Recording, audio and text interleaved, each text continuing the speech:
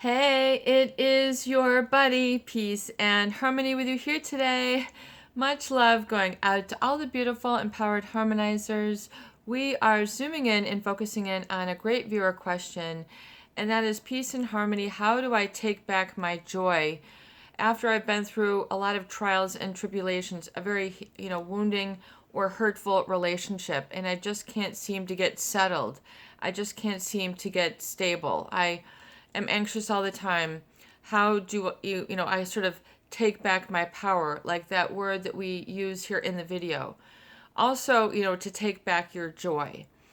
Take back your light, take back love into your life. So to take it back basically is to understand that at some point during a relationship with someone, an organization, what have you, you were sort of forced to give up your power for whatever reason in the course of the relationship. They had or assumed authority and control.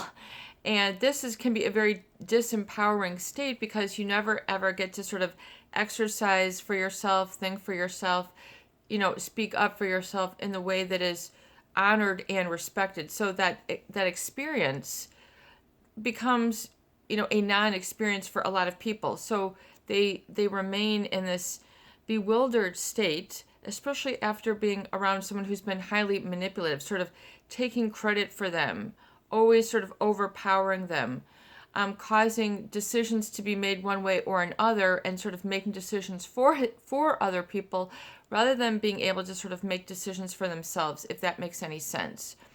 And the big deal with taking your power back is the understanding that you are responsible to be consistent and think for yourself, to be independent, to set up your boundaries and standards and reinforce them so that you know what they are consciously and then are able to enforce them consciously. So there's like that, a little bit of a deep work, which is understanding what boundaries are. Meaning that there's a certain line that cannot be crossed, and you are the one to not only establish it, create it, but also enforce it. So create it, establish it, and enforce it to take back your joy. It's just like, the Justin Timberlake song, We're Bringing Sexy Back. It's like, we're bringing joy back. We're bringing happy back. You have to be able to do that, especially if it has sort of been taken away from you, or the opportunity and experience has sort of been taken away from you or deprived. So you have to be the one to bring back the calm, bring back the peace, bring it back that I am okay and I'm not going to succumb to the pressure, fear, and stress of usually trying to bend to the whim, will, and needs of others. So people bend so far that they just about break their back, break their neck, break their knees, trying to figure things out after they've been in a very wounding relationship. So they feel weak after the relationship. They don't feel strong. They don't feel confident. They don't feel secure. They feel that they've been wounded and that the wound is still sort of an ongoing hurt or injury. So people then saddle themselves up with this negative emotion, this negative feeling. And it can be like a band around your stomach, a band around your chest, but it's usually constrictive or limiting in nature. And so people then lead restricted and small lives. They don't really, go the distance. As those great runner shirts say, run the distance or go the distance. These are not your distance people or distance relationships, which means they can't really accompany you or be a partner on the journey because of specific reasons that they will be disempowering to you, and you won't feel like you're owning the experience, that you're not all there, because you need to be able to have a boundary that says, this is what I can accept, this is acceptable, and then after this is unacceptable, this is intolerable, and when it reaches the intolerable stage, you then say no more.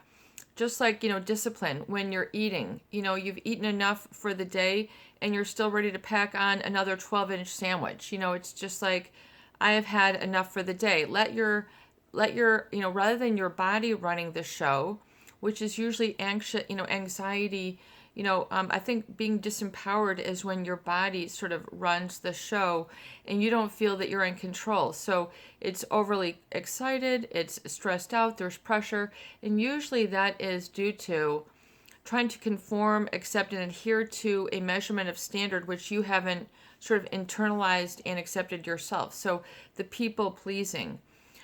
Yeah, of course. I mean, when you're social, I mean, you're not going to go there to displease people, but we're talking about from a core, state of self, sort of being in touch with that deeper part of I am, I deserve, and I'm a person of value who deserves respect, which means having boundaries and standards for yourself.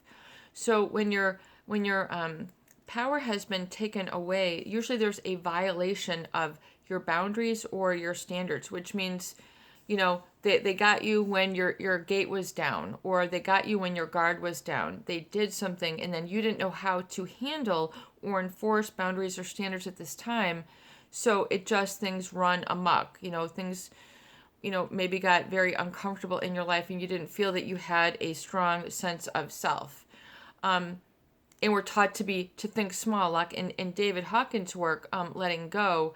He talks about, the fear and anxiety state is accepting, that I am small, meaning, I am a nobody. Honestly, so people then sort of get themselves down to a level of feeling that they are small, weak, helpless, afraid. I mean, all these are feelings of that are sort of residual or left over from the weakened state that you were taught to be in by an abuser. An abuser needs to take a victim, and so they sort of need to weaken others, and people oftentimes are weakened by the relationship for those people who have been scapegoated. They haven't been strengthened in specific ways that are crucial to a sense of self, that self-actualization and really being okay with feeling safe and not compromising your boundaries or standards for another's to please them. So people oftentimes have violated themselves, so they lose a sense of self-trust. There's a boundary within as well. And so if you violate that boundary within, in other words, for my own boundaries and my own standards, like a personal, private boundary and standard versus a public one, in other words, when other people come around, this is my boundary and standard, but then I have an internal private, or what I would recommend to keep sacred within yourself, a sacred space, where you truly are comforted by whatever it is for you. Find out what that is, and then you're able to sort of be enough and just be. You don't have to oftentimes do a backflip to appease the boundaries and standards of someone who is a manipulator, because oftentimes built into that is your own lack of communication, your own lack of understanding of yourself, which is a huge and too much of a sacrifice that is not required, in a relationship, to sacrifice all that. So you have to realize that it's okay to embrace and be okay with yourself, especially being secure, stable, grounded, and being able to have that as a consistent place, and sort of unlearn the negative programming and the negative feedback from these sort of people who want you to please them. In other words, the narcissists, remember, all they ever see is what they desire. They don't have an ability to tap into what other people desire, respect their viewpoints, their opinions as valid and worthy. So a lot of people, I think, this is the statement they, sometimes when people are upset, at somebody, they say, you are incredible. It's a very sort of hateful things to say to somebody. But if somebody is really looking to blast your good feeling and sort of take you down a notch, they'll say, you are so incredible, which it sounds like it's coming from a lot of hatred, but basically it's meaning you are not credible. So usually abusers will violate your own credibility, which you own and possess, but they'll basically seek to try to make you believe that you don't have any credibility. You don't have any substance. You don't have any reality. You don't have any I am. You don't have any truth. You don't have any honesty or integrity. They'll treat you this way and paint you this way. So a lot of people were weak before and then fell for their negative opinion of you. So they then took it to heart, where that's erroneous and flawed thinking. These people will do anything to hurt, and usually that end of hurt is usually one of manipulation and abuse. Playing dirty. This is not fair what they do. They don't give a fair chance. It's just not, but they'll twist it around and then, project and then make you feel that you have not given them a fair chance. So they project the very wrong that they have committed onto you, and they do it with such fervor and force that a lot of people, it's coming from a very primal space, that a lot of people just give in. They develop either, they get into that adrenal state, the fight or flight or freeze mode. It's just like when someone is approaching you on the street. Now, this happened to me the other day. There was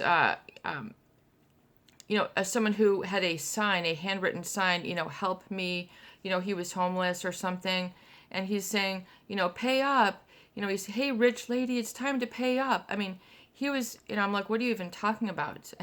I'm not a rich lady. I was just walking by, but he was trying to, he was a beggar, for, I guess, I'm not, that's a poor word, but, asking people to put money in his cup, and he, was obviously disheveled and maybe had a mental disorder, but, saying, don't be, and he's telling me, don't be cheap. It's time for you to pay up, rich lady. I mean, he was doing it with such strength. I mean, it causes fear that a lot of people who are not strong, they'd be like, oh, maybe that guy is right. I am wrong. I have not given, I have not given. And so, they're falling for that aggressive technique. Does that make any sense? I mean, so in other words, because you didn't know better, that you could say no, I don't need to do that. This money is for these purposes. And you need to sort of be able to develop your own sort of self-biofeedback link, where you can, in the midst of that aggression, that hostility, that hatred even, of a manipulator that seeks to sort of project and take away your power so you can never sort of rise up and feel good. Don't give them that win. Don't give them the pleasure of that, because that is flawed thinking. They will teach you to be helpless, teach you to doubt yourself, teach you to have a low self-value, low assessment of yourself, because it does everything to serve them, to sort of keep that inequality. So, unlearn that, and it's okay, and establish that biofeedback link within. I am strong. I am credible. I know what I'm talking about. I know what I'm feeling. I am grounded, and it's okay. I'm in moderation, and that is okay.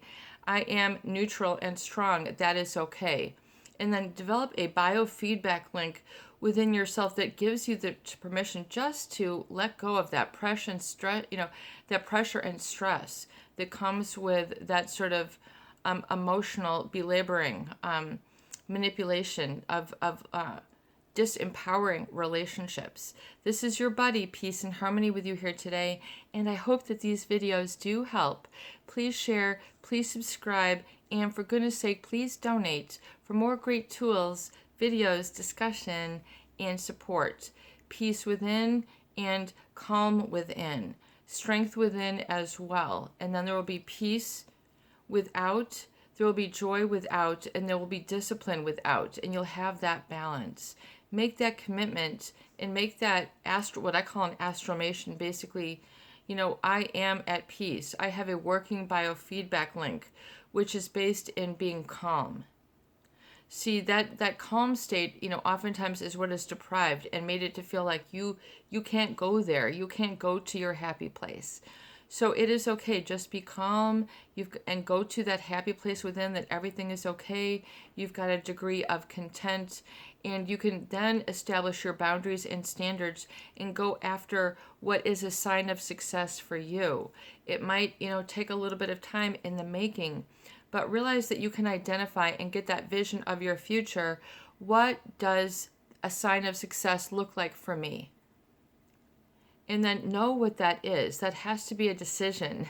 That has to be a choice, so that you can then, work towards it, to work and live towards it. And you can do this. You can be strong enough to let go of that violation and live large, live into the fullness of your glory. And, just sort of, reject that moving small. Reject that moving small, because that is really the emphasis of the fear and anxiety that has been indoctrinated. Take back your serenity and take back your joy.